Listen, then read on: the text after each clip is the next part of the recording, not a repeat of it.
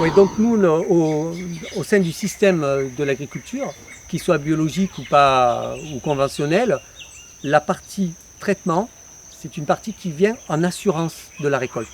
L'agriculteur a tout mis en place pour essayer d'avoir une belle production. Il a travaillé son sol, il a choisi ses variétés, il a mis en place de l'irrigation, des buts et tout ça.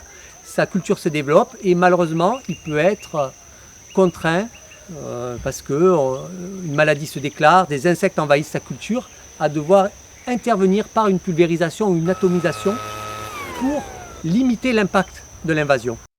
Cette plante-là, elle est vraiment très toxique. Voilà.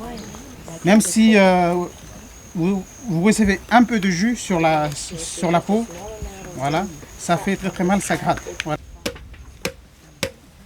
Et c'est en travaillant comme ça qu'il va libérer sa matière active. Voilà. Au niveau de l'eau, donc on conseille de l'eau non chlorée, sinon l'idéal reste l'eau de pluie. Ah voilà, merci. Ça c'est de la morelle noire. Alors quand on regarde les feuilles, ils sont très attaquées. Donc quand tu proposes ça au chrysomèle et puis de la salade ou tes choux chines à côté, les chrysomèles, les bêtes jaunes, ils vont vouloir manger celui-là. Voilà. Donc c'est toujours intéressant de semer ça avant. Donc, et semer tout ce qui est légumes sensibles comme tout ce qui est cucurbitacées après. Nous, avec mes producteurs, parce que c'est des produits naturels, si tu les appliques maintenant et puis il y a une pluie qui arrive dans les 5 minutes, c'est foutu ton traitement. Donc il faut recommencer. C'est ça l'inconvénient avec ces produits-là. Ou tu peux rajouter du savon liquide, bio bien sûr, dedans pour fluidifier le traitement. Par contre, au niveau de quel moment on va traiter, moi je conseille généralement, c'est tôt le matin, vers 6 h le matin, avant que le soleil se lève. Voilà. Parce que on peut traiter le soir, mais tout dépend de l'endroit. Nous, à la côte est, on a un taux d'hygrométrie qui est de 90%. Donc, tu peux traiter le soir, mais si tu ne mets pas des mouillants pour que ça colle le produit sur la plante, mais il part avec l'humidité. Donc, il n'a pas d'efficacité.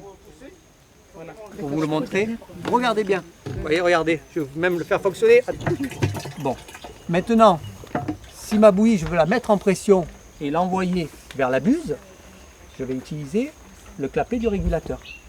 En fait, c'est la buse qui va transformer le flux de bouillie en gouttelettes de pulvérisation que je vais répartir sur le feuillage.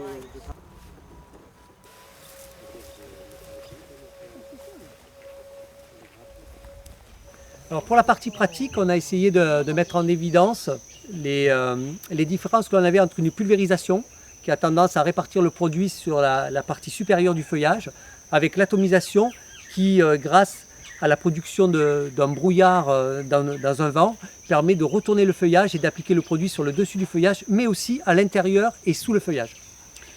Et ça c'est très efficace parce que nous, en utilisant des matières actives issues des produits naturels, si on traite que la surface de la feuille, le produit, c'est un produit de contact. Donc il ne peut pas arriver justement en dessous et tant que ça n'a pas d'efficacité.